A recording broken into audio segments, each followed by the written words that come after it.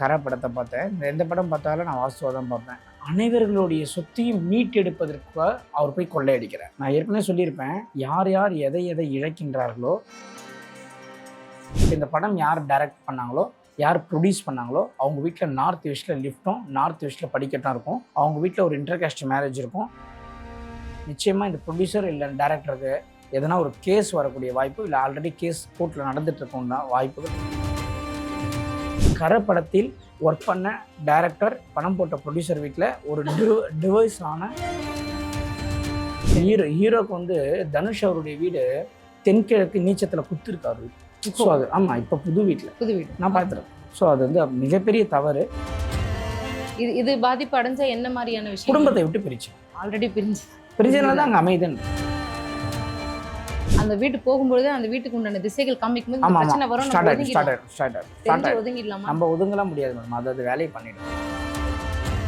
Check பண்ணி பார்த்து சொல்லுங்கள். இந்த படம் பார்த்தா அந்த டேரக்டரும் அந்த ப்ரொடியூசரும் இந்த வீடியோ பார்த்தா அவங்க செக் பண்ணி பார்த்து சொல்லுங்கள். அதேமாதிரி அவங்களுக்கு ஒர்க் பண்ணுற டிரைவரு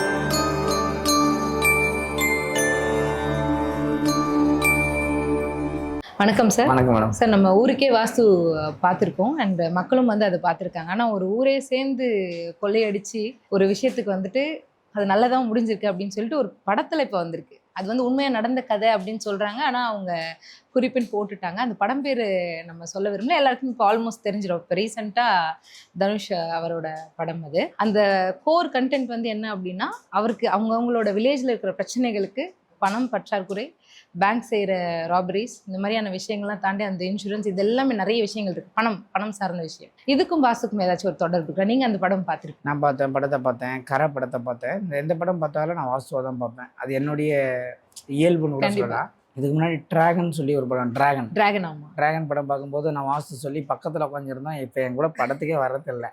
சரிங்களா? இப்போ கரை படம் பார்த்தேன். கரை படத்தில் வந்து பார்த்தீங்கன்னா, தனுஷ் வந்து அப்பா அம்மா விட்டு சின்ன வயசில் வந்துடுறாரு. யார் யாருக்கு எப்படி அந்த படம் புரியுதுலாம் எனக்கு தெரியாது. என்னுடைய நோக்கம் எப்பவுமே வித்தியாசமாக தான் இருக்கும். உண்மையிலே தனுஷ் அவங்க அப்பா அம்மா விட்டு வந்தவர் தான். ஆமாம். அதே தான் படத்துலையும் அவர் கேரக்டர் அமைஞ்சிருக்கு. புரியுதுங்களா? இதுதான் உண்மையும் கூட.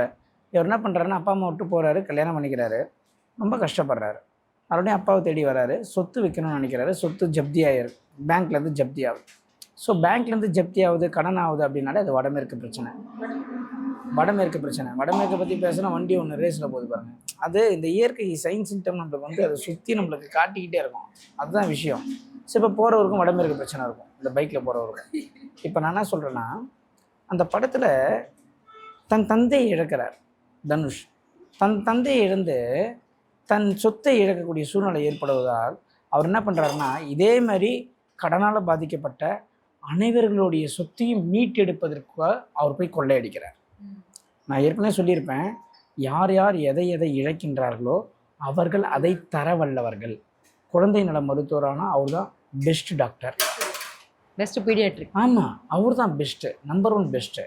தன் குழந்தை ஆர்டிசமாக இருக்கும், அவர் ஒரு ஸ்கூல் வச்சாருன்னா அவர் தான் டாப். குழந்தை இல்லாதவர்கள் கல்வி நிறுவனங்களை நடத்தினா மிகப்பெரிய அளவில் ஜெயிச்சிருவாங்க. ஏன்னா அவங்களுக்கு குழந்தை இல்லை. குழந்தை சார்ந்த ஒரு விஷயம் நீங்கள் சொல்லலை, கல்வி நிறுவனம்னு சொல்லுங்கள். கல்வி நிறுவனம், ஏன்னா அவங்க குழந்தை பாதிக்கப்பட்டது பல குழந்தைகளை அவங்க என்ன பண்ணுறாங்க, படிக்க வைக்கிறாங்க. நீங்கள் எந்த துறையில் பாதிக்கப்படுறீங்களோ அந்த துறையை நீங்கள் எடுத்து செய்யும் பொழுது, புரியுதுங்களா, அதில் நீங்கள் மிகப்பெரிய அளவில் உச்சத்தில் போயிடுவீங்க. இப்போது யார் யார் எதை இழக்கிறாங்களோ அவங்களால மட்டும்தான் அதை தர முடியும். இப்போது ஞானின்னு சொல்கிறோம், ஒரு மகான்கிட்ட போனால் எல்லாம் கிடைக்குதுன்றோம். ஏன்னா அவர் எல்லாத்தையுமே இழந்தவர். அவர்கிட்ட போனால் மட்டும்தான் நம்மளுக்கு என்ன கிடைக்குன்னா, நாம் இழக்கக்கூடிய விஷயத்தை காப்பாற்ற முடியும். அந்த இடத்தை கடந்தவர்கள், அந்த வழியை கடந்தவர்கள் மட்டும்தான் அதில் PhD. ஆனால் இந்த உலகம் என்ன பண்ணுதுன்னா, தோல்வி அடைந்தவர்களை விட்டு வெற்றியாளர்கள் பின்னாடி போகிறாங்க. அதனால தான் அவங்களும் தோற்று போகிறாங்க. இப்போது நான் ஒரு யூடியூப் ஸ்டார்ட் பண்ணலாமா அப்படின்னு சொல்லிட்டு யார்கிட்ட கேட்குறோன்னா, ஆல்ரெடி யூடியூப் ஸ்டார்ட் பண்ணி அதில் நிறைய லாஸ் பண்ணி அதில் நிறைய ஏமாந்து யார் தோற்று போயிருக்காங்களோ அவங்கக்கிட்ட உட்காந்து பேசணும். அப்போ அவர் சொல்லுவார், கேமராமேனை நம்பாத, எடிட்டரை நம்பாத, நீயே ஹேண்டில் பண்ணுன்னு சொல்லுவார் இல்லையா? அப்போது நான் ஒரு அரிசி கடை வைக்கிறேன், அரிசி கடை வச்சு தோற்றவர்கிட்ட போய் பேசணும். அவர் சொல்லுவார், இந்த அரிசி ஓடாது, இந்த நொய் ஓடாது, இந்த ஏரியாவில் ஓடாது, இந்த ஏரியாவில் ஃப்ளாட் இருக்குது, இந்த ஏரியாவில் ஆல்ரெடி அரிசி கடை இருக்குது அப்படின்னு சொல்லுவார். அப்போது எந்த துறையில் நாம் வெற்றி பெற வேண்டுமோ அந்த துறையில் தோற்றவனை நாம் குருவாக ஏற்றுக்கொள்ள வேண்டும். எல்லாரும் ஜெயிச்சவங்கள தான் சொல்லுவாங்க. ஜெயிச்சவன் எப்போ வேணாலும் தோத்து போவான், தோத்தவன் இதுக்கப்புறம் தோக்குறதுக்கான இதுக்கப்புறம் அவனால தோக்கவே முடியாது. ஏன்னா அவன் தோல்வியுடைய உச்சத்தை பார்த்துட்டான். அவன் வெற்றிக்குண்டான அனைத்து வழிகளும் அவன் மூளைக்குள்ள இருக்கும். அவன்கிட்ட ஒன்னே ஒன்று இருக்காது, உதவியும் பணமும். இதுதான் விஷயம். ஐடியா அதிகமாக இருக்கிறவங்க கிட்ட பணம் இருக்காது. அதனால தான் பிரம்மா படைப்புக்கு கடவுள், ஆனால் அவர்கிட்ட பணம் இல்லை. ஒரு விஷயத்தை அவரால் உருவாக்கவே முடியும், படைக்கவே முடியும், ஆனால் அவர்கிட்ட ஃபினான்ஸில் தூத்துட்டார். பெருமாளுக்கு படைப்பு கடவுள் கிடையாது, ஆனால் கொட்டி கிடக்கு. நிறைய பேர் பாருங்கள், பணத்தை கொடுத்து என்ன சொல்லுங்களேன், என்ன தெரியாது, ஆனால் அவங்ககிட்ட பணம் நிறைய வச்சுருப்பான். சும்மா வட்டிக்கு பாருங்கள், வட்டிக்கு விடுறவங்களாம் பாருங்கள் பணத்தை எப்படி பார்த்துருக்கீங்களா? அதாவது நிறைய நாலேஜ் இருக்கிறவன் அவன் நாலேஜ் மட்டும் வச்சுருப்பான், பணத்தை அவனால் ஈர்க்க முடியாது. இதுதான் நான் சொல்கிறேன், நீ எதை இழக்கின்றாயோ அதை உன்னால் தர முடியும். நீங்கள் எதனா ஒரு விஷயத்தை இழக்கிறீங்கன்னா அந்த விஷயத்தை உங்களால் மற்றவங்களுக்கு தர முடியும். நீங்கள் ஆரோக்கியத்தை இழந்துட்டீங்கன்னா நீங்கள் சிறந்த மருத்துவர்னு நான் சொல்கிறேன்.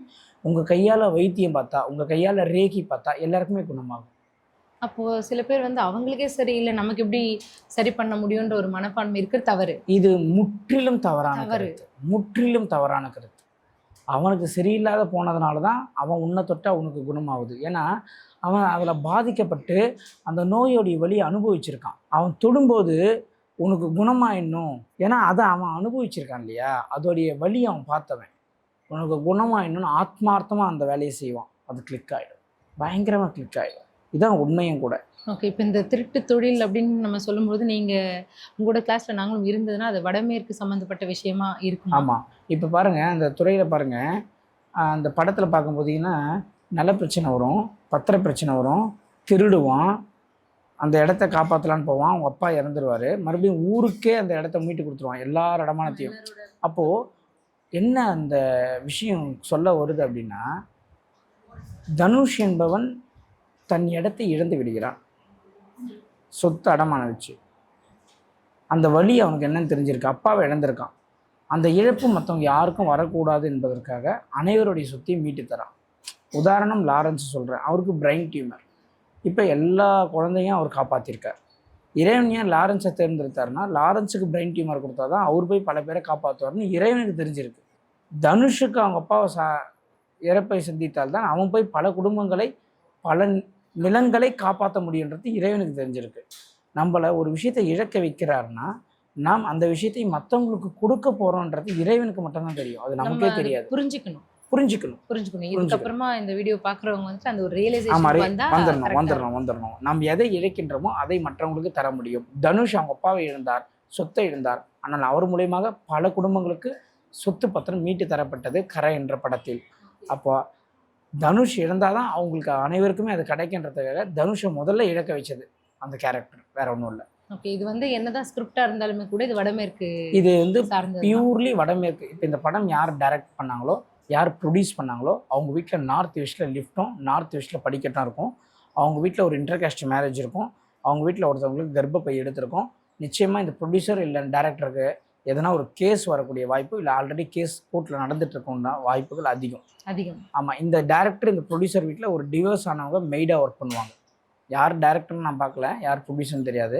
கரை படத்தில் ஒர்க் பண்ண டைரக்டர், பணம் போட்ட ப்ரொடியூசர் வீட்டில் ஒரு டிவைஸ் ஆன ஒரு மெய்டு ஒர்க் பண்ணுவாங்க. செக் பண்ணி பார்த்து சொல்லுங்கள். இந்த படம் பார்த்தா அந்த டேரக்டரும் அந்த ப்ரொடியூசரும் இந்த வீடியோ பார்த்தா அவங்க செக் பண்ணி பார்த்து சொல்லுங்கள். அதேமாதிரி அவங்களுக்கு ஒர்க் பண்ணுற டிரைவரு இன்டர்காஸ்ட் மேரேஜ் பண்ணி லவ் மேரேஜ் பண்ணால்தான் அவங்களுக்கு டிரைவராகவே இருப்பாங்க. அந்த ப்ரொடியூசருக்கும் கரை படத்துக்கு பணம் போட்ட ப்ரொடியூசரும் கரை படத்தை எடுத்த டைரக்டருக்கும் 2 பேருக்குமே அரசியல் ஆர்வம் ஜாஸ்தியாக வந்துருச்சு.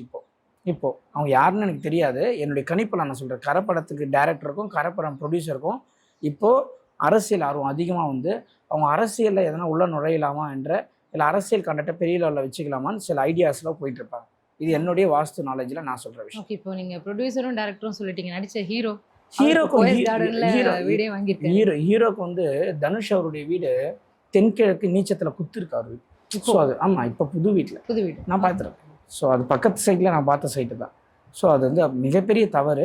அந்த இடத்துலேருந்து வெளியே வரும்போது அவருடைய வாழ்க்கை மிக பிரகாசமாக இருக்கும். ஆனால் அவர் அவ்வளோ சீக்கிரம் வந்து வெளியே வர முடியாது. இப்போ தானே சார் அங்கேயே போயிருக்காங்க, நான் பார்த்துட்டு வந்துட்டேன். தப்பு 100% தப்பு. தென்கிழக்கு பாதிக்கப்பட்டிருக்கு. தென்கிழக்கு ஓகே, இது பாதிப்பு அடைஞ்சா என்ன மாதிரியான விஷயம்? குடும்பத்தை விட்டு பிரிச்சிடும். ஆல்ரெடி பிரிஞ்சதுனால தான் அங்கே அமைதின்ற. இப்போ ஒரு வீட்டுக்கு போய் தான் அந்த பிரச்சனை அனுபவிக்கணுமா, இல்ல அந்த பிரச்சனை வந்ததுக்கு அப்புறமா அந்த மாதிரியான வாஸ்து சில அமைப்புள்ள பேருக்கு வீட்டுக்கு போவாங்களா? இடம் அமைஞ்சதுனால பிரச்சனை வரும், சில பேருக்கு பிரச்சனை வரதுனால அந்த இடம் அமையும். ரெண்டுமே உண்டு. ரெண்டுமே இது. இப்போ நமக்கு வந்துட்டு ஒரு விஷயம் வரப்போகுது அப்படின்னா, ஒரு வாடகை வீடு போறோம் அப்படின்னா, அந்த வீட்டு போகும்பொழுது அந்த வீட்டுக்கு உண்டான திசைகள் காமிக்கும்போது இந்த ஆமா ஆமா பிரச்சனை வரும், ஸ்டார்ட் நம்ம ஆயிடும் ஸ்டார்ட் ஒதுங்கிடலாம். ஆயிடும் ஸ்டார்ட் ஆயிடும் ஸ்டார்ட் தெரிஞ்சு ஆயிடும். ஒதுங்கிடலாமா? நம்ம ஒதுங்கலாம் முடியாது மேடம், அது வேலையை பண்ணிடும். பண்ணிடும். அது வாஸ்து தெரிஞ்சுக்கிட்டா நம்ம கொஞ்சம் சேஃப் கார்ட் ஆகிக்கலாம். ரொம்ப ரொம்ப நன்றி. Thank you sir.